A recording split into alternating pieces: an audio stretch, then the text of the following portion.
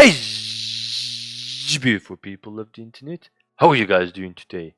Hopefully great. Welcome back to another Warframe video. We are of course going to be making another episode of budget builds where we use zero format and achieve maximum efficiency. Now I do apologize for not posting in a while. It's been around 30-ish days, somewhere around there. So, here we are today. I'm currently playing the game of life on veteran difficulty. But anyways, that's not really important. Let's talk about Wisp here. As you guys know, she is the newest prime, so naturally we are going to be making another episode of budget builds. However, this build, the one thing I didn't like about Wisp is that there's only really one way to go and build her. I'm still going to be trying out a speed build later down in the future. I'm thinking maybe after this one a speed build, so let me know if you guys want that. But here's Wisp. Let's go over her abilities. Alright, so starting off, we are going to be referring to her passive. In other words, it just means that while Wisp is in the air, she will be invisible to the enemies.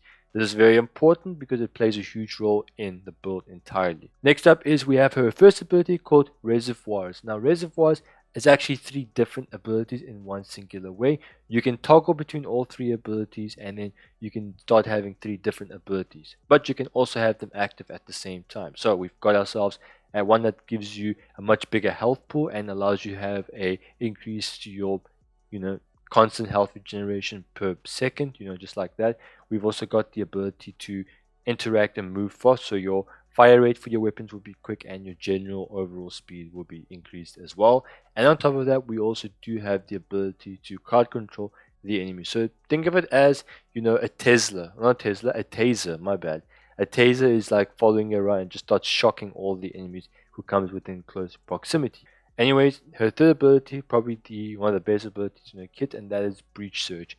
Now, I'm not going to be talking about the description because when I read the description, I don't really understand myself until I actually go and use the frame. That's how I like to learn. I learn by doing. So, basically, the way it's going to work is Breach Search, you then go and stun the enemies, they'll be blinded, and then you kill them. The initial damage that they receive will then be spread to nearby enemies. That's basically how it's going to be working. Next up is we do have Soul Gate. If you guys are a big fan of Dragon Ball Z, well, we do have basically the Kamehameha.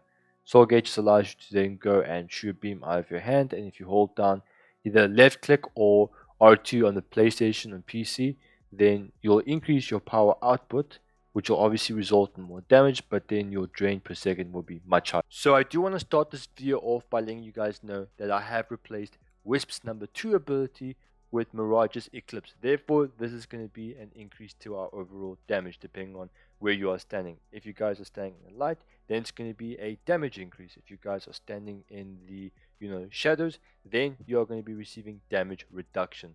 But it does cap out at 75%. The damage itself does not. You can just infinitely increase it with power strength. And trust me, it's not 393 as this particular build. It far exceeds that. So just let you guys know, it's pretty good. Now, one fragile or very important piece of equipment you are going to be needing is a melee weapon, and it's going to be a Zor. Not just any Zor, but it has to be a Zor that has a head from the Plague Star, or all the parts have to be from the Plague Star. Now, this particular Zor that I have is not the best one. The only reason why I have it is because it's the only one I have, and also I was very excited about the Zors because that was like a big concept back then. But by you having the correct Plague parts, you'll then allow you to go and equip certain arcanes or exclusive arcanes known as Exodia Contagion.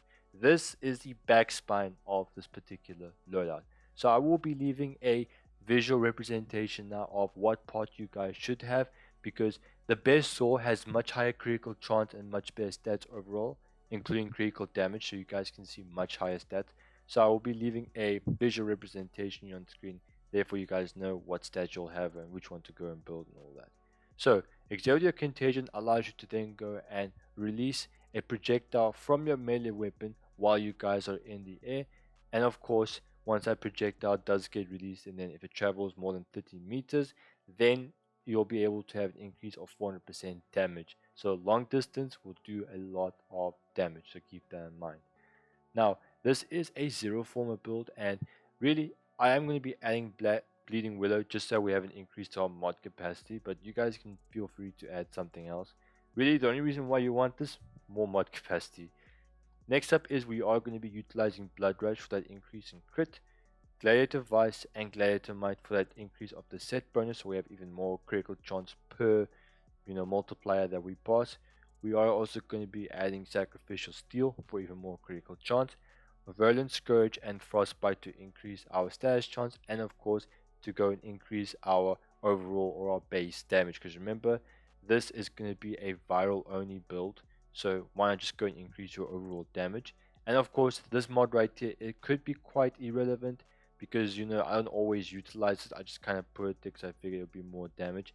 But you can just go and add another gladiator mod, like for instance just type gladiator here, and you can just add rush to give you even more combo multiplier. So I do recommend you guys can go and add that, because 90% of the time you don't really add it. You really don't add it.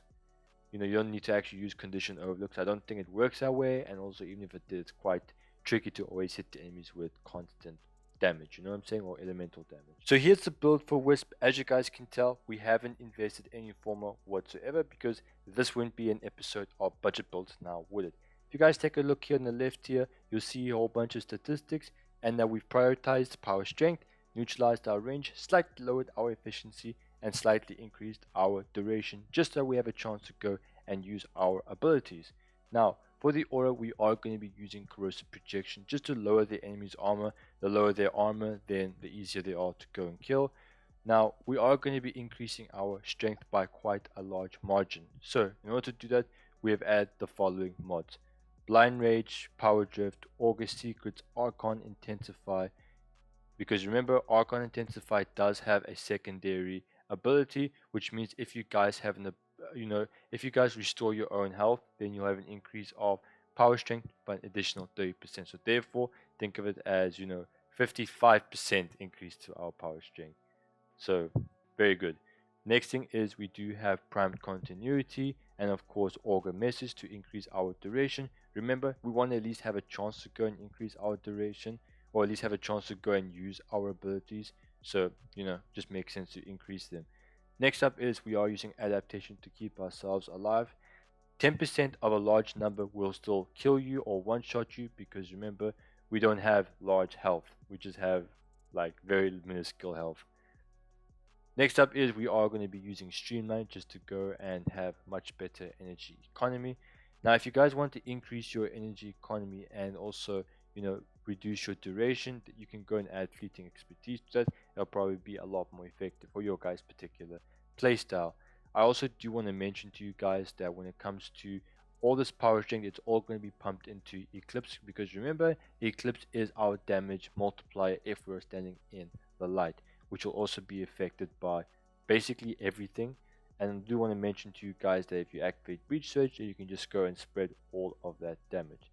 As the Arcanes, we are going to be increasing our power strength even more by adding Mold Augmented. Remember, every time we get a kill, we'll have around an extra 60% power strength in total. You just have to go and kill 250 enemies, as you're only going to get 0.2% ability strength, which stacks up to 250 times. So keep that in mind.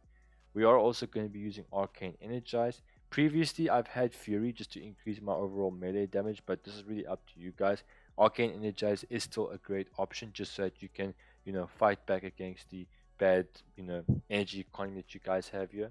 So Arcane Energize will always come in clutch. Now, as for the school trees, you actually have two options. Most people will just go with Naramon because of its passive known as Power Spike, which just allows your it allows you to keep your combo multiplier for your melee weapon instead of it being completely depleted. It's just going to decay by 5 hits, which is very, very nice for sustained damage if you want. However, you are going to be sacrificing survivability. That's all for Vazarin. Vazarin is just going to allow you to allow you to just give yourself infinite invulnerability from whenever you want. Just make sure that you just hit your Warframe or dash through your Warframe, and that is called Protective Sling.